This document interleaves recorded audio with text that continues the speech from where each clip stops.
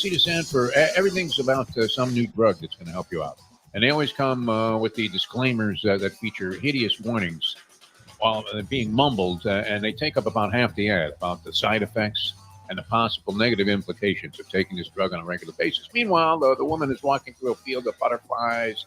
She's blowing bubbles, walking a little puppy on a rope because she just took 2 pills and got over lifelong depression. Incredible. But the Jardiance ad, have you seen that? Jardiance, I believe it's a diabetes medication. And they got this big fat chick who gets off a train and immediately is leading 25 to 30 people in singing songs about how wonderful the effects are of Jardiance. And I'm thinking the last time I saw a drug like that was when we had Dennis Rodman doing shows at that Bamboo Beach Tiki Bar right on the beach here in Fort Lauderdale. And he was like gargling with Goldschlager. Yes. He was pretty much out of his mind the entire time. And one night he comes on our show, and I've never seen a guy happier in my life. And I thought, whatever drug this guy's on, I want some of that. Yes.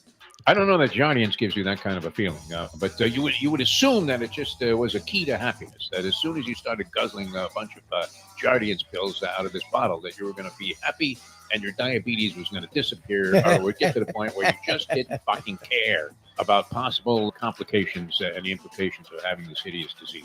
Unbelievable, right? So we have to get rid of that. The time! Wake up with Defo, joined by Lubie. Welcome to the Defo Show. Very pleasant good morning, everybody. Jeff DeForest, Mike Lubitz with you, the Defo Show here on South Florida Live. And, of course, wherever they will carry this thing, we're happy to put it up there.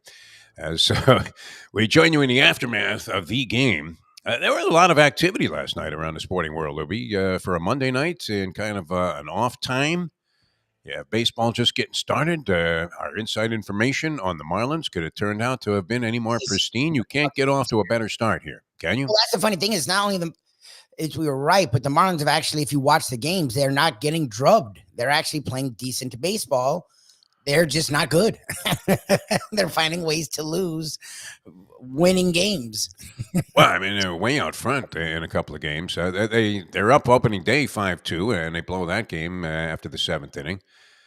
Then they had a 5-0 lead in Sunday's game, and they blew that. And they had a 4-0 lead last night after the first inning, and ended up losing to the Los Angeles Angels. Mike Trout, a couple of bombs, man. Who's the announcer that does the play-by-play? Does he have a problem with depth perception? He's kind of the reverse of John Sterling. Where the announcer or the Angels? Paul something. Yeah, the TV announcer. Seems like a very nice guy. Paul Severino. Is that the guy's name? He's a nice guy. No, very nice, and in general, pretty capable. I mean, it's not like you're listening to the game and you're grinding your teeth thinking this guy sucks. He's fine. Nice. I mean, nothing overwhelming. I don't know that you're thinking, wow, I'm listening to the next Vin Scully here, but does a good job overall. Except when it comes to the ball comes off the bat, you watch it, you're saying, my God, that is going to be tantamount to the shot heard around the world. This is a gargantuan home run. And he's like, yeah, out to left field. And you're thinking, out to left field, that is in the Miami River, for God's sake, that ball. Unbelievable. It broke the glass, which I would imagine is stormproof on the bubble there on the dome, and went right into the river. A screaming fly ball that was never going to land anywhere near inside the stadium. But he usually doesn't make much of that. And then he kind of slow plays it. Is that because you can tell for the most part, unless you are Sterling, if the ball's got at least a shot to go out of the park, Lubie. I don't know. You watch a lot of baseball, especially if you're there behind home plate, you can see where it's going. I mean, it may not officially go out, but when the Canes used to blast those balls out of Marklight Stadium, you knew it was fucking gone. You could go into your home run call right away. You didn't have to temper it by saying, well, looks like it's going out to right field there. Jones has a beat on it. No, he doesn't. If he has a beat on it, he's going to smack his face into the wall. Because that ball's going to be 50 feet over it. Should be able to tell that. I don't mean to be critical of a guy that's in the business. It's just, and like I said, I mean, fine to, do the ball games and does a good job on the thing. Seems like a very personable guy. But for some reason on these home runs, you're watching and you're saying, my God, that is crushed. and he'll just kind of slow play it. As is that better, I guess, than the opposite? Well, the Sterling thing. It is high, it is far. Yeah, I'd rather that. I'd rather not know and then go, oh shit, that's a home run. Then go, oh my god, a home run, and go to second. Right, and Wallman, has to, look up the name of the second baseman who made the catch there, just beyond the infield dirt. Maybe that's getting the crowd aroused unnecessarily. Anyway, nitpicking there because the good news is the Marlins are now 0-5. We have them under 79. We also gave you the Pittsburgh Pirates. That was a hunch play from a friend of the Polyman who said this guy is pretty good on season-long predictions as the king of the futures. And the Pirates, I think the number is pretty low, too. I think it's like 78. I have to recheck the ticket there, Lubie. But the Pirates, you had the Pirates over. And they're off to a 5-0 start. So baseball's going well for us. You had hockey last night. The Panthers were down. We're going to talk about that. Wanted to get into a little hockey/entertainment here with our good friend Rino Cerbone of Heritage Restaurant fame, but also the brother-in-law of Roberto Luongo. And in our eyes, that's more than a qualification for being an expert on the sport. Well, I mean, Luongo, first of all, he grew up. Roberto Luongo has been his brother-in-law his whole life. Yes. So he grew up in the inner sanctum of the Panthers. And even when Luongo left, he had already made connections with a lot of the Panther people. So he kept ties and he was a fan. He played hockey most of his life. And now Luongo is an exec. So again, he still is back in the inner sanctum of the Panthers. So he's a lot closer than a lot of people we would talk to about the Panthers. So it's like, hey, why not? And he's fucking great. He's fun. So. Yeah, he has some pretty good insight into the game also, having played a little bit as well and hanging out with Todd Bertuzzi all the time. That's his running mate. So we'll get into little Panther hockey. They had lost a couple of games against teams that you would like to see them beat. They're still having a spectacular season. I think Reinhardt has his 52nd goal. Got that in the game last night against the Maple Leafs. As the Panthers went on the road, and they were getting clobbered in the game 5-1. I believe they went to the third period down 5-1. Came back, made it 5-4. Still had like a minute and change left, and they had yanked the goalie naturally to get back into the position of being only down a goal. They continued to use that tactic, and after getting what looked like a pretty good opportunity, they ended up losing possession of the puck in the Maple Leafs' end. And I think it was Matthews that just flicked it right into the net, the length of the ice, and that was that. But not too bad. I mean, there was a reasonable effort. They've played these teams, to the edge of a competitive. I mean, you can't be more competitive in a loss. And so, I don't know. What do you make of that, Lubie? Are you concerned at all about the Florida Panthers? I don't like that they went from first overall in the sport to now they're fourth. They've let Carolina, Boston, and Carolina as a team is my sleeper Stanley Cup team. They're good. Yeah, they're a really good team. They give the Panthers. I don't know about fits because the Panthers sort of went through everyone in the East after they got by Boston, but the games were tough versus Carolina. Nobody talks about them. They're that team that comes in, in like some European tournament. And that doesn't necessarily, look like it's going to be championship material. Nobody really talks about them. Carolina Panthers. I mean, can you, not Panthers, but Hurricane. Can you even name a player on Carolina? No, not at all.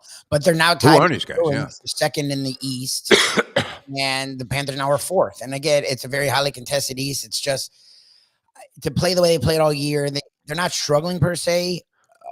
They're having still a great year, but the last week or so, they haven't, like all year, they find a way to win those games. And now lately, the Rangers, the Bruins, and now the Maple Leafs, three of the better teams in hockey, games you'd like to see them win, they've lost close games in a way that they wouldn't have earlier in the year. All right, but I don't know that I would be pushing any panic buttons. No, I mean, they have look, at some point, all these other teams struggled this year. They never struggled, so you'd rather it be at the beginning of the year instead of at the end of the year, but it feels like, they sort of know what they are and they know who they are. And I don't think they're panicking. The cliche, I guess, would apply here that at this stage, you want to try and get to the postseason and just be healthy, right? As healthy as you possibly can, because we see, I mean, it's the most bizarre grind that you could ever possibly endure. And a man who knows all about grinding it out joins us right now, and he's among our favorites here on the show. Has a Heritage Restaurant there in Fort Lauderdale. It's red hot. It's smoking hot. The entire food world, the culinary world is talking about it, all around the world, too. If Bourdain was alive, That would be his spot. He'd be there every night. Saying, this is the greatest food I've ever had. I've been to every country in the world. I've eaten all kinds of shit, and I've never had anything this good. Rino Cerbone joins us here on the show, our hockey analyst. Rino, how are you, my friend? Good. I love having my tires pumped so hard, and then I've eaten all kinds of shit in the same sentence. I love How are you, my friend? How you been? It's been a little bit of a while. You're on by request. Lubie gets at least one text a day from a certain friend of ours who says, "When are you having Reno on? When are you having Reno on? When are you having Reno on?" And here you are. How have you been? well, good. Other than preparing the boatloads of shit that you're talking about, I've been just nice and busy and feeding the whole city of Fort Lauderdale as per usual, and I'm just trying to keep my temper low and the standard high. That's just kind of how it goes. Oh, and you do a tremendous job there. We recommend the restaurant 1,000%. I don't know. I mean, there are not a lot of leftovers. That was one thing that was disappointing for Lubie, that he didn't take his usual 6 to-go boxes out of the place that we have the lunchbox at when he was at Heritage. But delicious stuff, man. I mean, some of those things were just incredible, Reno. All right. Have you been following the Panthers of late? Lubie is lamenting the idea that they are competitive. I mean, tooth and nail with some really good teams, but they ended up on the losing side. Do you see any reason for concern because of those losses that they incurred recently? Yeah, so I just heard Lube. I just heard like the end of your the end of your spiel there, but no, there's no. Listen, I think kind of like what you said at the end there. There's no reason to panic. Um, like you said, there wasn't a ton of struggle, which is positive and negative at the same time. I think at this point, you get a little bit on this losing skid. I think it's actually good because it reminds you, you know what I mean. Your hot streaks and players, which are all very humble, by the way. They're all, it's just a nice little kick in the ass and a reminder to show up. Even though we're hot and the passes just seem to go in, give effort. We're already in the playoffs, right? So we're already clinched.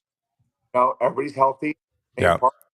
It's gentle. It's a gentle tap on the shoulder and a kick right in the nuts to make sure that in the postseason that they play the full 60 minutes of hockey and cut out the stupid penalties.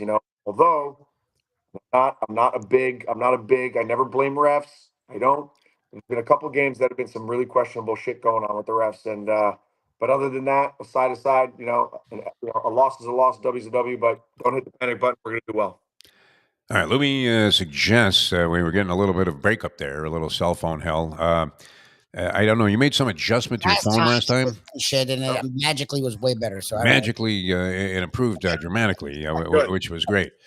Have you served Paul Maurice at Heritage Restaurant? Because he's an interesting cat. Well, we thought he was void of personality. You're looking at a guy they appointed as a head coach or brought in as head coach that had the most losses in the history of the National Hockey League. Yes. And you thought, well, this is another one of those catastrophic coaching moves that they make, which seemed kind of strange. And at first, we didn't know anything about this guy, and now he seems like the coolest cat on the planet. Have you come across Paul Maurice at all? He hasn't been in the restaurant, but his reputation definitely precedes him. Yeah, no, listen, when he was hired, I was definitely pumped because on a personal level, my brother-in-law being who he is, he has the inside scoop on like coaches and stuff like that. The guy has always had a reputation of being one of the best guys in the room. He's got a very sarcastic sense of humor. He's very, very cool, calm, and collected. 99% of the time, when he flips his shit, and he does it hard. But that's the thing, though. When he flips out, he could go right on TV and do an interview, and he still has like a very sly sense of humor about it. But every player always has the same kind of experience with him. He's very I, I don't want to say tactful, but everybody loves him in the room, and that's where it all starts. He has a way of getting to you, but also like breaking you down and building you up. But he's like a buddy. You know what I mean? He's not like a John Tortorella, who is amazing, by the way. Yeah. I mean, look what he's doing with Philly, right? That tough love, that team needs that. He's like a John Tortorella, which is who's been known to be such a hard ass and such a prick. But Yes. John Tortorella is also known as one of the best coaches in the league. And fuck, my brother-in-law is one of the guys that when he played with him, he goes, he's probably the most pain in the ass guy in the world, but he's definitely one of the best coaches I've ever had. Maurice is definitely on that train, just different side of the spectrum. More sarcasm, more snarky, but he's incredible, and the guys love him. What is it that has these franchises turning on Gerard Gallant, no matter what level of success he has? Now, Yeah. no longer coaching, but I mean, it was 3 times he was doing well with the Panthers. They threw him off the team bus in a snowdrift in Saskatchewan. Yeah, man, he was that doing rough. great with the Vegas Golden Knights, and they sent him out to the Bunny Ranch there and said, "Hey, take one up the ass, Gerard. Yeah. You're out of here." Yeah, bend Doing over, well with the buddy. Rangers, and they wouldn't even sell him a knish on the street corner after a couple of years of what looked like pretty successful hockey. Well, what is it about that guy? Do you know anything on Gerard Gallant? He was another one. It's funny. No shortage of knishes. He's definitely one of those. He's definitely a guy. He's another guy that I just think that's just a luck thing. I just think it's just a luck thing. No one has ever said anything bad about him on a personal level. He's always had nice, positive things to say. I think that's just a luck thing, like I said. But you're right. 3 teams in a row. First off, look, as a Panther fan, that shit that happened with him, that he got thrown off the plane or bus, whatever it was, Yeah. that was the worst thing ever. If I were him, I would have waited for the whole front office to be like in the building, and I would have lit it on fire, because that's bullshit, right? They had Yager throwing his duffel bag out the window as they left him literally like in a snowdrift somewhere. Yeah, like an orphan. It was fucking terrible, man. It was absolutely. They gave him cab and fare. look, I'm the first guy, man. If I got a problem with you, Yeah. I'll pack your shit for you, and I'll Yes. I'll throw it out the bus myself, as I make the whole team just like defecate in it. But Yeah. no. Listen, he's a good coach. He's a really, really, really good coach. I don't know. That's a really good question. I feel really, really bad for him. But you know what? Whoever gets him next is lucky to have him, because he's a very, very, very good coach. I just think that's a luck thing. Sometimes you hear about those stories that happen, and he's just unfortunately on the no pun intended, but the ass end of it. So Yeah. yeah. The 3. I mean, Maurice. It seems like he should be played by Sean Connery. In his youth, when he always looks like he just pulled off the art museum robbery of the century, where he walked away with the Mona Lisa or something, and nobody knew that he put a copy up there. He just looks like he has something that he knows that you don't, and it's kind of cool. So I think they'll correct themselves. Now, of the teams that are 100%. up there at the top, I don't know. I couldn't name you a player on Carolina, and yet for some reason they have like their own style. I don't know if it's like a Heat culture, but Yeah. they're just one of these teams that you They're don't always like there. to face. Yeah, Always there. and they're always right there. So I don't know. I mean, do you see anything in terms of Stanley Cup type of predictions? Obviously, you would have to consider the Panthers are in the mix. Yeah. Boston's been there all season long. Are the Ranger fans delusional, thinking they have a No. shot at this thing? No, like right now they have such a goalie tandem. They have such a duo right now. That's just awesome. They're playing really, really well. They have a chip on their shoulder for the past couple seasons for not getting too far. So I definitely think that's 100% a team to watch. And if the Panthers don't go where I want them to go, which they better, because I'm not only am I a huge fan, but I'm friends with all the boys, and I'm definitely going for the Rangers. The Bruins, listen, guys, hats off to you, but I still fucking hate you. I still hate you. It's just one of those things. Don't be mad. Don't get all crazy. Don't start pocking the car and getting all fucking nuts. You hate to be opposite of those guys. They're good all the fucking time. Damn it, they make you Yeah. lose sleep. But I think we're gonna do well. Like I said, I think this is a nice little tap on the shoulder. Like I said again, I think the Panthers are gonna have a shot for sure, as long as everyone stays healthy. We had the same conversation last season.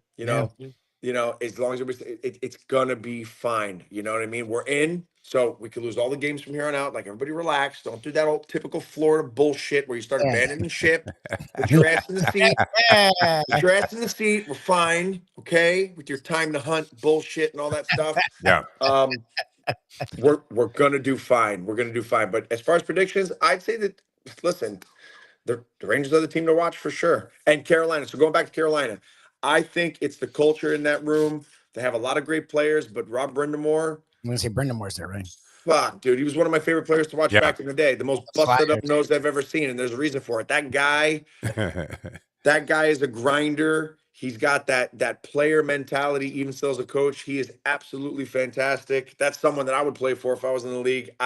To me, besides the talent on that team, which there's a lot of it, and they made some good trades at the deadline there, it's Rob Brindamore. Rob Brindamore is he's just that tenacious son of a bitch that, I mean, look, it's written all over his face just from the Philly days, No, he definitely looks like Terry Sawchuk. If you ever see the picture of Sawchuk, you look him up before they had masks for goalies, and you're thinking, Jesus, how come this guy wasn't cast in Scarface? He would have fit the bill. He looks like a boxer. He looks like a boxer for sure. Worse than any boxer I've ever seen. I mean, he looks like he should be in some horror flick or something. Holy fuck. No, it was kind of crazy. All right.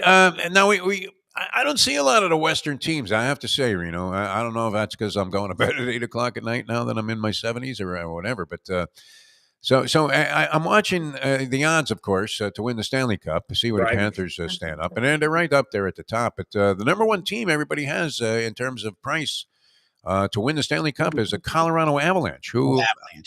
I mean, holy Patrick, why? He's coaching the Islanders now. What is it? Have you seen much Avalanche hockey? Because I have not, and I couldn't tell you why they would be favored, except obviously that they have a great record this year, and they're at the top of the standings in the West. Yeah, I mean, look, I catch as many games as I can. Obviously, like you said, being on the being on the East Coast, watching the West Coast games. Obviously, look, when you have guys like McKinnon that just got off like a 35 million goal scoring streak or whatever the hell it was, point streak. The guy's mental. They've always been a team to watch. They won the cup 2 years ago.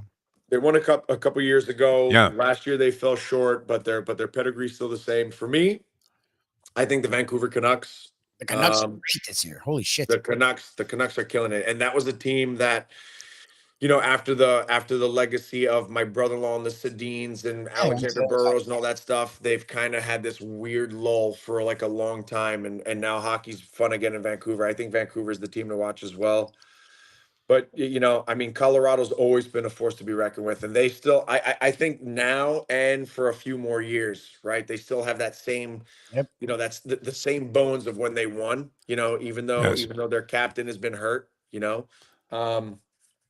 I think the Vancouver Canucks are going to be the team to watch. They're very fast. Hughes is a great captain. He's a great character guy. He keeps everybody on the balls of their feet. And, I think Vancouver's going to be the team to watch. Still, the only thing that people question about Vancouver, even though they have a great team, the goaltending. Listen, goalies are the backbone of a winning Stanley Cup team. Look when Vegas won a couple years ago. Yep. He was the backup. Oh my God, why is his name?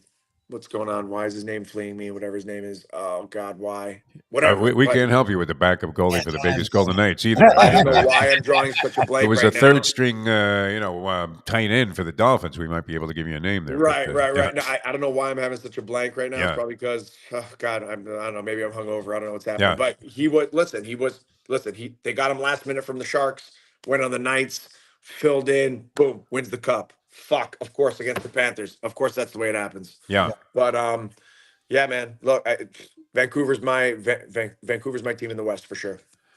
No, I'm thinking that at some point in time, when your brother-in-law Roberto Luongo was playing for the Canucks, you must have visited this city. Oh yeah, it's amazing. Everybody says it's like great, but it's way the fuck out there. So I doubt that I'll get there in my lifetime. So what is it about Vancouver? I mean, listen, you're a food guy. Yeah, both of you. Mm-hmm. It's an amazing food city. Number one, really. Okay, it's unbelievable food destination. Absolutely, there's a couple reasons for that. Number one, if you're a fan of Asian cuisine, It's all the way over there. So you have a lot. You have a heavy. At the time when my brother-in-law was playing for the team, I think like the population was like 47% Asian. It was nearly Oh, half. wow. Wow. So between India, China, Japan, and all that stuff, you had such amazing food there. With that being said, Vancouver. If my family didn't live in Florida, I would live in Vancouver. Oh, You wow. would? Wow. That's a ringing 100%. endorsement. We were actually talking about it on Easter. We were all sitting around the table, me, my brother-in-law, my family. We were talking about the days in Vancouver. Vancouver is an absolute incredible city. Really? So first off, you're walking the streets, and as you're walking in the city of Vancouver, the backdrop is amazing. It's like you're in like a modern Manhattan, and then in between the buildings, there's mountaintops peaking. Wow. It's just gorgeous.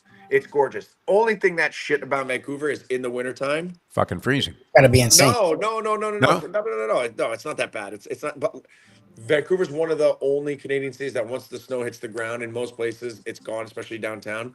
Okay. It's the fucking rain. Oh, wow. Yeah. Holy shit. It is right by Seattle. Yeah. So put on your Nirvana, walk the streets. It looks midnight all the time. It looks midnight all the time, but fall and summer's made. Vancouver is an absolute amazing city. You need to go. Do it all these fucking douchebags go. Go on that Alaskan cruise. Yeah. Stop in Vancouver. Have some street food and then make your journey back. But yeah, it is literally the furthest point from Florida you could go for sure. When my brother-in-law was traded, that was one of the things we were concerned about, and it turned out to be a blessing. All right.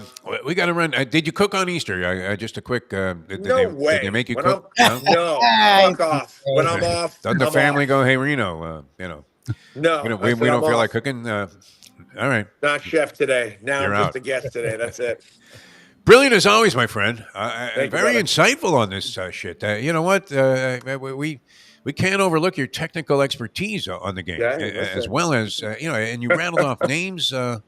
Just fantastic. Reno, we love you, man. We'll have to get Thanks, into guys. Heritage soon. We'll get Mayo to come over there and try and poach some free food off you. And Let me know though. I got to cook extra when that motherfucker comes.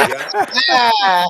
We love you, man. We'll talk soon. all right, Take see you care. later. Rino Cerbone, Heritage Restaurant, outstanding. All right, Yes. we're going to take a quick time out here, right? Lubie? Would that be appropriate? sir. And then bring on a professor on the college baskets. We're down to the Final Four on the men's side. Should be very, very interesting. A couple of the professor's favorites going in the Final Four, including Zach Edey. So we'll see what he thinks about that, the Purdue matchup. And I'm looking forward to it. This DJ Burns has captured the imagination of the basketball world. If it wasn't for Caitlin Clark, everybody around the country would be talking about DJ Burns versus Edey. So we'll get the professor's opinion on that in a moment. Now that. The time. It's 8:34.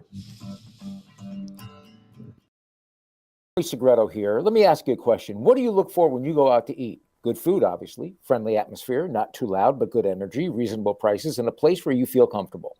All those ingredients, no pun meant there, are hard to find unless you're talking about the Texas Roadhouse. You see, they encompass all of those attributes. Really, really good food, amazing atmosphere, good for a family, good for a date, or just a night out for yourself, and prices that will make you extremely happy. Their ribs unmatched. Steaks hand cut every day.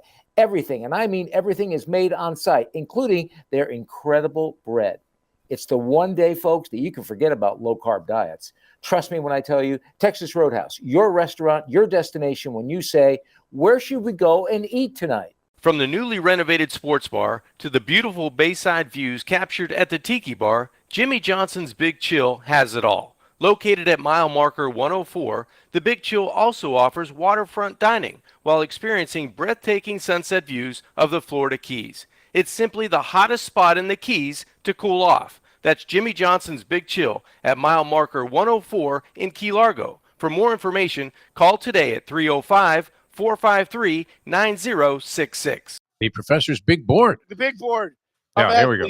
Who would be a better vice presidential pick than Throw Rogan? Phil Mickelson. In the world, you have to deal with a lot of scumbags. You have to deal with a lot of nations that we find distasteful. And guess what? Phil Mickelson's already in business with all of them. And let's be honest, don't we want this in our vice president? Don't we want a guy who just for Openly no corrupt. reason dresses like he's on his way to a Tijuana donkey show, and does that socially for no reason. Don't we want a guy who looks like he has a collection of Girls Gone Wild videos, all of them, in his house to be the vice president? And it doesn't matter. Whatever you think the worst country on the world is, Phil Mickelson has tried to do an NFT deal with them for the last 2 or 3 years. No doubt. Very Be good for the presidential. expansion of gambling, too, in the United States if he becomes VP. Again, this is Phil Mickelson. We want to fix inflation. We want to fix the economy. Let's bet the future on the Rams for the Super Bowl. Very nice. All right. And again, that just screams dignity really and vice presidential nature. Honestly. The only way to get your morning started is with Defo, joined by Lubie, right here on The Defo Show. All right, welcome back to the show. The professor joins us now, live and in person. Always good to have the professor on the program, especially during college basketball tournament time. Which did you get roped in last night, Professor? Did you end up paying a lot of attention? Maybe even making a wager? Oh, you did make a wager on the women's game. Have you done that in the past, or was that a first for you? I didn't actually make a wager. Oh, you didn't go through with it? I called the game exactly. I did watch the game. But exactly my concern, because I would have played LSU,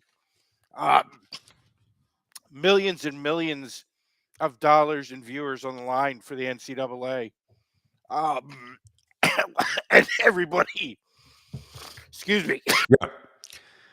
Yeah, it was kind of. Everybody knowing that if Caitlin Clark and Iowa didn't advance, it cost the NCAA millions of dollars. Countless viewers, and I thought that would influence the officiating, and I thought it pretty clearly did. As late first half, Iowa brought in this giant fat girl who just proceeded to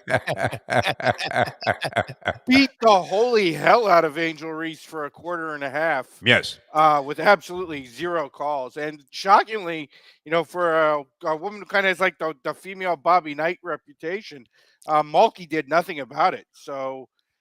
Not surprised at all by the officiating. Pretty much exactly what I thought would happen. Very surprised. I just thought an awful coaching performance all around by Kim Mulkey. First of all, putting Haley Van Lith for so long on Caitlin Clark, never going off of that. An awful decision, clearly. And then, again, did nothing about this giant fat girl for Iowa. Continually, every time Angel Reese tried to post up, I want to say rooting out, but by rooting out, like literally just pushing and pushing and pushing and pushing and probably threatening to eat her.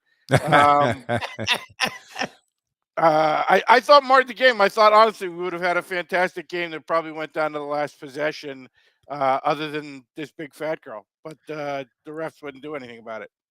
Yeah, she was a female Rick Mahorn in there and just giving her the business. And, of course, Reese did bang up her ankle or so, it seemed, and she made a comeback into the game. I don't know. I thought she was moving far around less effective.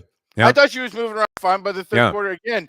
And again, compliments to Iowa and the coach and the strategy there, since that's the way the refs chose to let the game go. Yeah. I thought as brilliant as Clark was, and Clark really, I was very impressed with Caitlin Clark. She had a brilliant game last night. As brilliant as she was, I thought the real MVP of the game was the fat girl. Like, she was the one who changed the tenor of the game for Iowa, because prior to her, Iowa could not do a single thing with Angel Reese the entire night. And then, again, I think this was probably an improvised strategy, because I don't think they would have waited until like 2 minutes to go in the first half to bring her in if they thought this was going to work at all. So, again, interesting game. Obviously, America got its result. Caitlin Clark will move forward. And again, I'm glad I stayed away, because it was exactly the scenario that I feared going in. I think Robin Roberts would have blown her brains out on TV today if Caitlin Clark hadn't advanced to the Final Four. Right? They're definitely pushing for this girl to win the championship. All right. Again, countless viewers on the line with every Oh, Iowa zillions, game. no doubt. Yeah. I mean, they keep posting new records. She sets a record for something significant virtually every shot she takes. So, I mean, America very much infatuated with the story. And you know what? Talk about living up to the hype and being in the hugely magnified spotlight that she was in. You'd have to say that that's a pretty incredible performance, I no mean, matter who look, you're playing with or against. yeah, say what they want. They roped me in. They got me to watch a women's basketball game. Yes. Yes. Did. Yep. Has Even never Lubie thought happened about it. before, and probably will never happen again. Yeah. But they did But get you me had to pretty watch a astute women's analysis, basketball game. though, Professor. I think your analysis. I thought, look, I was overall on. impressed with the game. Clark is obviously a hugely impressive player. The way she comes off of screens ready to shoot is a thing of beauty. Although, again, I thought Mulkey really played into her hands, leaving the smaller white girl on her. She gave her a lot of room. They didn't switch on to is her name Flo Shea Johnson? Yes. Jay, They didn't switch her off on to Clark until she already had like 3 or 4 fouls. I didn't understand that because I thought she was clearly LSU's best defensive player. Again, fantastic game to me, marred by the giant girl for Iowa, who again, for whatever reasons, millions of viewers, millions and millions and millions of dollars, was allowed to just come in and like beat Hack the the heck. shit out of her. Yeah. You know, honestly, what it was like the old days of pro wrestling, where someone would tag in Andre the Giant and he would just come on and sit on people, or do that move where he took the strap off the singlet and just started choking somebody. That's Right. kind of what it looked like to me, to be honest. Excellent and astute analysis. They should have you on ESPN, Professor. That was brilliant. All right, we go back to this past weekend. Okay. And the advancing to the Final Four.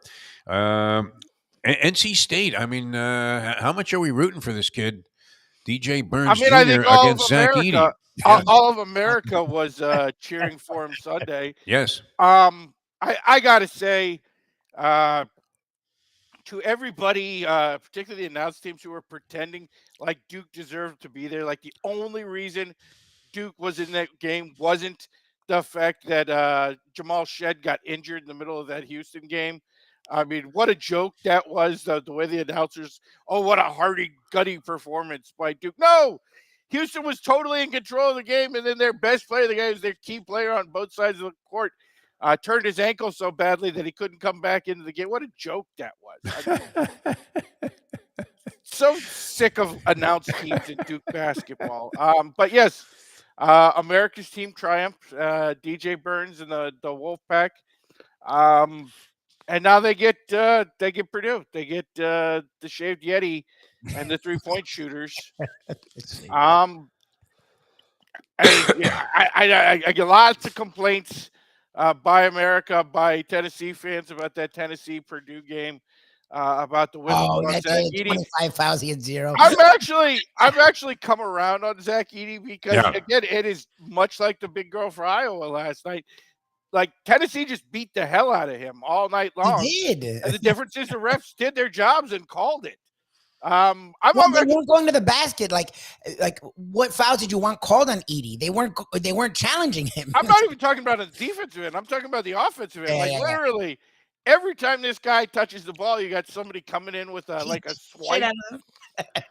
You got Tennessee guys like punching him in the kidneys, and then Tennessee fans like, "How dare you call that? Oh, what? Look how big he is. Of course we have to punch him in the kidneys." Yeah. I'm actually coming full circle on Edey. I gotta say, I like everybody else. Nobody enjoys watching this kid play. He's the most unathletic thing you've ever seen in your life. But despite having no athletic skills whatsoever, I mean, other than his size, obviously. Yes. But footwork, despite being the slowest human being on the face of the earth, he's actually got a really nice touch around the rim. Yep. He shoots free throws pretty well for a guy 7'4". I mean, honestly, he's over 70%. Anything approaching 70% for a guy that size makes you a good free throw shooter in my book. Sure. He uses his size and his body well to dominate the boards. Yep. Again, is he fun? No, he's not fun. but he's very effective. He plays his game. The fact, again, much like the throwback to the Shaq days where everybody used to whine about how Shaq was officiated. It seems like everybody wants people to be able to bring a gun and shoot this kid on the court. That should somehow not be called. He's a monster. So I've come kind of full circle on Edey. I didn't have a problem with the way that game was officiated. Tennessee's has been, and Rick Barnes' teams his whole career have been hack teams. That's what Rick Barnes does.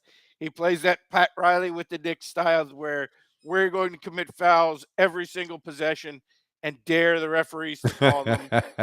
No, I mean, look, that's been Rick Barnes' basketball since at least the Clemson days, and I don't know before that, but I'm guessing probably before that. It's how Tennessee plays. Again, nice effort by particularly Edey on a day where the Purdue kids, who were really good shooters, could knock down anything. He comes up with 40 and 15, 40 and 16 to get them by. And then, the other side of that game, we got DJ Burns, who, again, America. It's funny because you don't always see, outside of the show, America embrace the fat athlete. Basketball is one sport where everybody loves a fat guy. Everybody That's true. is on DJ Burns. Unfortunately, probably going to hit the wall in this one because, what's he going to do? I mean, Edey's going to just be like, look, he's twice his size. He really is. Not quite as heavy, but is in the same ballpark in terms of poundage. And he's 8 inches taller. And he's got kind of relatively long arms for a guy who's 8 inches. We saw this as he's cutting down the nets. He literally doesn't have to use he didn't use his fucking ladder. He reached up and grabbed the rim, cut down his piece of net. And the other side, look, UConn's a buzzsaw. What the fuck? I have to tell you, I am becoming a huge hater of Andy Hurley. Of course. No surprise, Professor. Again, number one, he's a Hurley. It's a Duke family, and I never trust any of it. It's the reason I hate Christian McCaffrey. Any Duke family is and not just Duke family, Leitner era Duke family. Yes. Which most is despicable of times. Yes, it's being the worst to the worst. It's like it's the worst of the worst. Yeah. Jay Billis was on those teams. It's like not only are you a Russian in the 80s, you were an active member of the KGB in the 80s. Not only do you work for Putin, you're the guy who actually shoots the laser beam at officials to give them Havana syndrome. Yeah. That's what being Leitner era Duke is to me. But that's not why I can't stand Hurley. I can't stand Hurley because he has become one of these coaches in the Bobby Knight or Mike Krzyzewski or a few other guys over the years who, when he starts screaming at the refs, it seems like the refs know exactly what he wants every time. Yes. And you saw in that game, Illinois started the game driving the basket. They got a quick foul on Klingon within the first couple of minutes of the game. He brings Klingon out to talk to him. He starts yelling at the refs, brings Klingon back in the game. Didn't get another foul called until like 2 minutes left in the game. So he's one of those guys. Not only does he constantly work refs, it seems like it goes over. It seems like he's got a lot of sway when he starts yelling and screaming. Which, again, if you're a coach and it works, I'd do the same thing, to be brutally honest about it, if I knew it was going to be effective. But for fans, doesn't make you fan friendly necessarily. But UConn is a buzzsaw, talented at every position, very good backcourt, particularly when Klingon is as effective as he was. And so what does that say for the game? I will tell you, of the two underdogs, and I know America is behind NC State because America brutally despises Zach Edey and loves DJ Burns. People want me to come on here and say NC State's the one who's got a chance. I will tell you, I think Alabama's the one who's got a chance just because the way they play, they are they're the guy with the glass chin and punching power in a boxing match. You may not, they're Thomas Hearns. In a matchup against another great, you may not like Thomas Hearns, but you have to acknowledge he's always got that chance of bopping somebody on the chin and sending him to the canvas. Alabama's in every game has that chance that they're going to knock down 17, 18, 19, 23 pointers Yep. and come out with a victory just because they have so many shooters.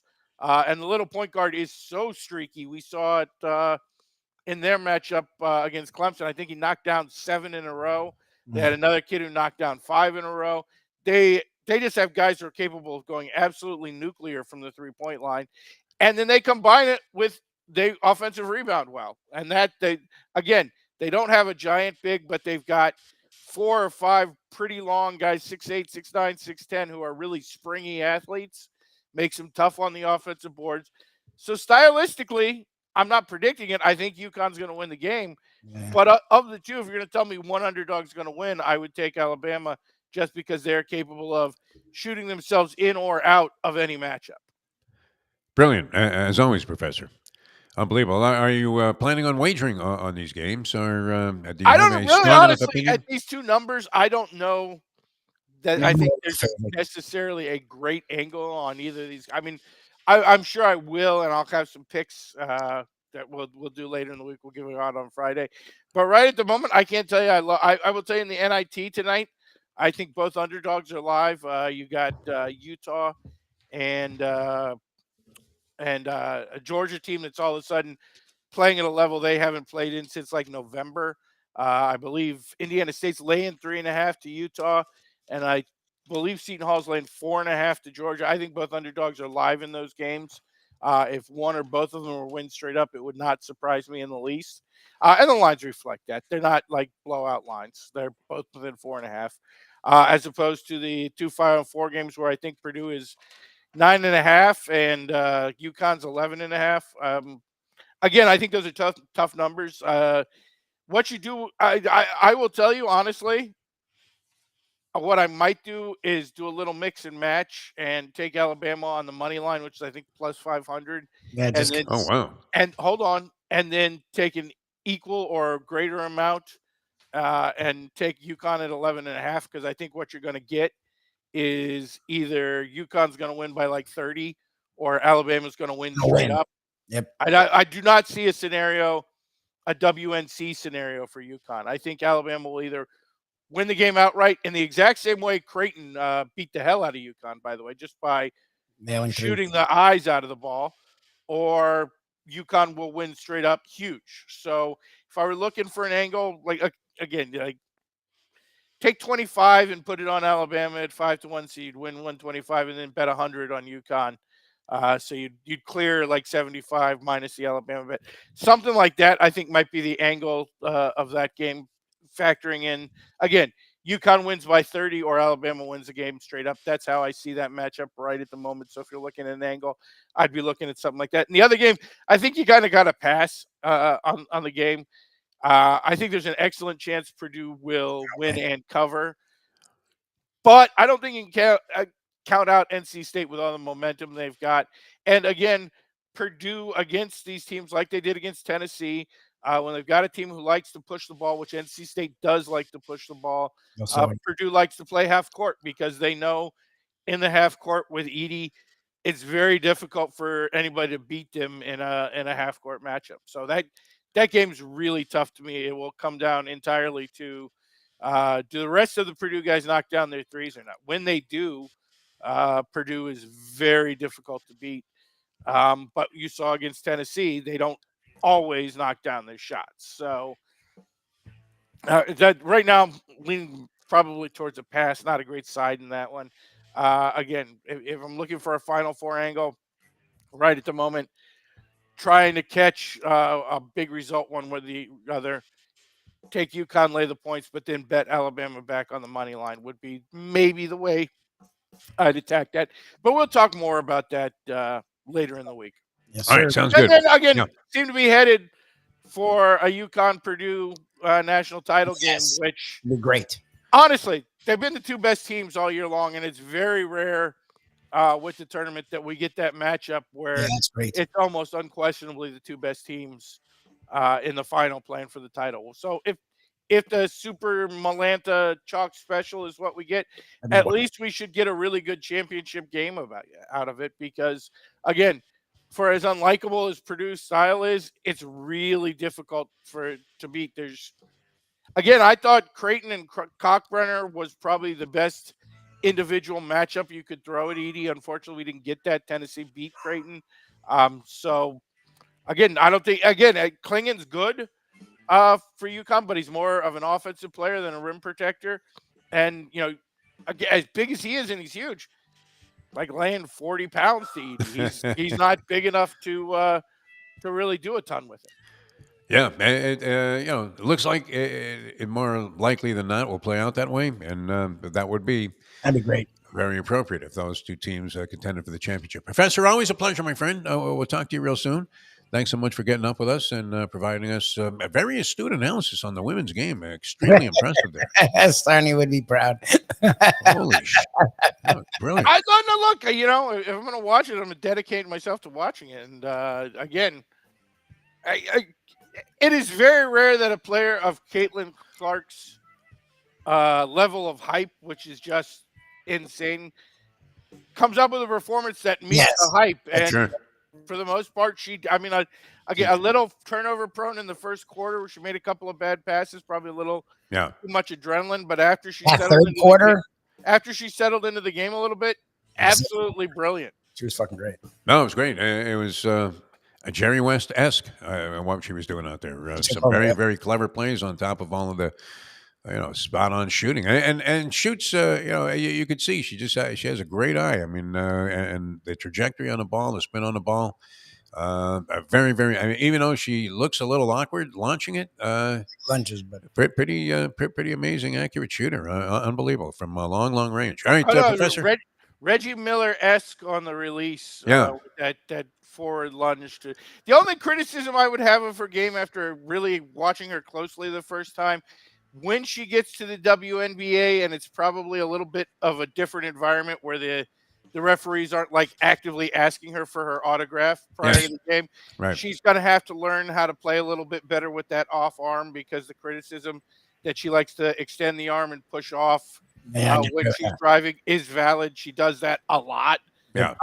But other than that, I mean, I think there'll be a rule change though. WNBA is already looking at it right now. You're not allowed to hook and pass and push off with that arm because Kate wants to do it. No, honestly, it seems to be the way it goes in college, but I don't think that only white players with dark hair will be allowed to do that without being penalized or scrutinized.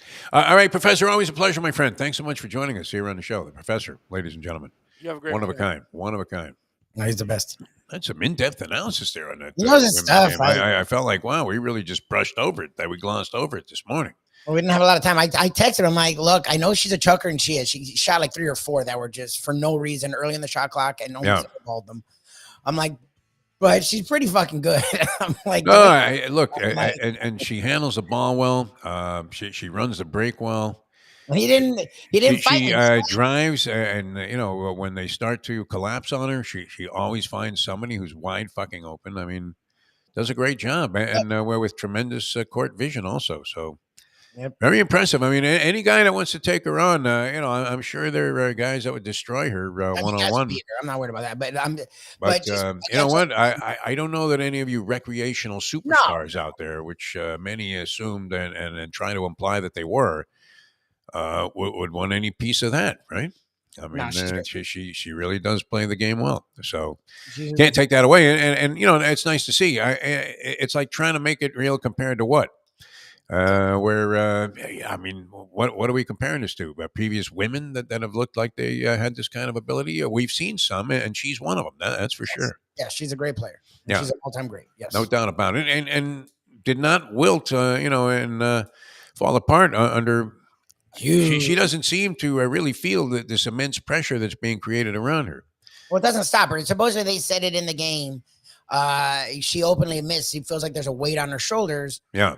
But somehow when she gets out there, she plays with that weight. Plays great, yeah. I mean, 9 of 20 from three-point range, and those were bombs. I mean, literally. Yep. With rare exception was she anywhere near the stripe, and somewhat pressured too. I mean, it wasn't just token pressure they were putting on her shot.